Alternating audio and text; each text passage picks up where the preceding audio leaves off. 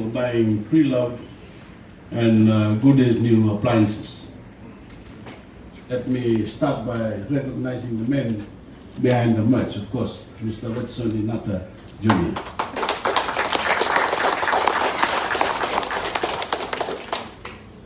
In the beginning of the week, I was looking forward to another week of rugby. Doing watch rugby this morning and this afternoon. I missed out yesterday's rugby between Suva and Neta City because I was away in the west. But when I was invited to this birthday bash, I couldn't turn it down. I was very excited. When it comes to rugby, I've been told that I'm a very confused person. I am the patron for Telugu rugby. My village team in Telugu plays forever. Who couldn't turn down the Maramara between the kids? But everyone knows I'm a loyal supporter of Suva Rugby. But I'm very excited to be here this morning at this birthday bash. 2 years ago, as you heard, Watisoni had a comfortable position in the judiciary, where he worked full-time as a member of our Employment Relations Tribunal. Some people, maybe most people, would be content to ride their career out to retirement. But Mr. Watisoni saw an opportunity in Fiji's growing economy. He saw a path to becoming a job maker and building a legacy of his own. All it took, as you heard, was one massive shipping container. And suddenly, he was his own boss, selling imported goods and appliances out of the bottom floor of his garage. Sales were good. He saved up his money and then moved on to his first shop and warehouse in Center Point. He set up back then hardly resembled the new store here today. He was running his shop out of a tent he pitched by a rented warehouse. But he kept selling, and of course he kept dreaming. He kept his full-time job. He forfeited that he left his full-time job. He forfeited that comfortable salary and went all in on this business. But then barely 1 year into its operations, the world fell into the grips of the COVID-19 pandemic. In so many of the worst-stricken economies, small businesses have had the toughest go, as restrictions on movement have seen many close their doors, oftentimes for good. When we locked down Suva, merch doors were shut down for a time. Meanwhile, as the pandemic raged overseas, Watisoni's regional supply chains saw serious disruptions. His story could have ended there. Instead, he adapted, he collaborated, and in doing so, he showed business acumen well beyond his years. He partnered with another Fijian enterprise, as you've heard, Fiji Chemicals Limited, to start selling hand sanitizer and cleaning supplies. And he rode out maybe the toughest economic patch in Fiji's history without letting go of a single employee. While he was hard at work sustaining his business, Fiji was leading the world's most decisive effort to contain the spread of COVID-19. We became a COVID-contained country. Our COVID-safe economic recovery kicked into gear, and of course sales that emerged slowly and surely picked back up. Last month, Watisoni was able to fund the move to this bigger and better location in Modo Bay. His timing could not have been better, as you've heard, and that is the reason why I'm also very excited. The same month we announced the boldest budget in Fijian history. And it was a budget designed with businesses like the merge top of mind. It slashed duties on over 1,600 items. It introduced the steepest tax cut in Fijian history, and it put forward a $2 billion economic stimulus. It was also a compassionate budget, allocating another $100 million in direct assistance to those who need it. It extends concessional loans to micro, small and medium enterprises, helping them stay afloat through this global recession.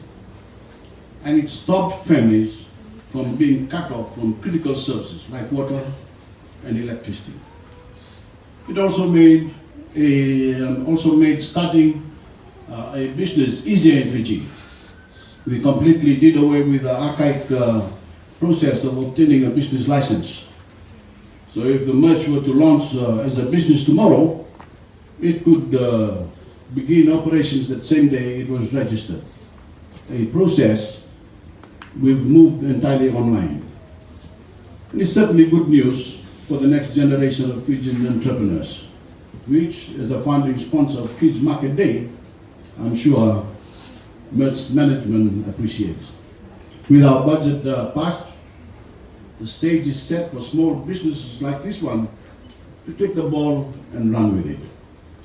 Of course, government can't fix every problem businesses will come up against, but this budget proved that we understand the big problems businesses face, and we're prepared to do our part to cushion their bottom line. In doing so, we're helping those who need help most of all. I've spoken with Fijians who have seen their jobs and working hours cut as a result of this once-in-a-century pandemic. These hard-working people don't want to settle for handouts. They want the dignity of a job. And at its core, whether it's through cutting taxes, incentivizing spending, or spurring new construction, creating jobs is what our latest budget is all about. That is our guiding philosophy through whatever the coming months bring. At every opportunity, we're supporting our businesses, Fijian businesses, to create and sustain employment. Every time I hear about another budget sale on the radio, every time I read about a hotel reopening its doors and rehiring staff, and every time we celebrate a morning such as this, like this one, I know we're on the right path. Ladies and gentlemen, like almost everyone has sat around a block bowl, throwing around ideas for the next big thing. But not everyone actually goes out there and does the work to turn that idea into an innovation. That's what makes an entrepreneur an entrepreneur. It's about getting your cost worked out, finding your competitive advantage, and making your business work for you, work for your employees, and most importantly, work for your customers. There's nothing easy about starting a business. Success is always earned and never given. Real entrepreneurs are not fly-by-night merchants. Sometimes it takes years of perseverance before you see real success. So whenever I meet an entrepreneur, I know I'm speaking with someone who prefers hard work over winning. I know I'm speaking with someone who knows what it means and what it takes to work with integrity and make an honest buck. Someone who is relentless or even, as you've heard, obsessive about what they do, and most probably someone who doesn't sleep nearly as much as they should.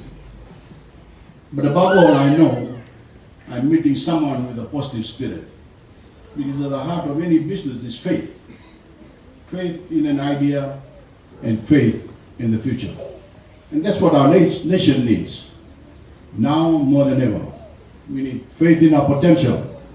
We need the faith to leap into the unknown. And we need the kind of faith found only in entrepreneurs. The faith to risk landing a 40-foot shipping container in your backyard and start selling second-hand appliances to your friends and neighbors. Just like Watisoni. He put faith in his potential. Now he is being rewarded, and the proof is all around us today. I know in my bones your government's faith in Fiji's potential is equally well placed. And when the clouds of this global pandemic finally part, every Fijian will see the rewards. Ladies and gentlemen, before I wrap up, I don't believe we can celebrate the success of any business in Fiji right now without recognizing the healthcare heroes and the members of our discipline forces who help keep our people safe from this virus. They implemented our COVID containment strategy as well as could be done. Even as I speak today, the hard at work securing our borders, keeping our people safe, keeping our businesses open, and keeping our economic recovery on track. We're forever grateful to them all.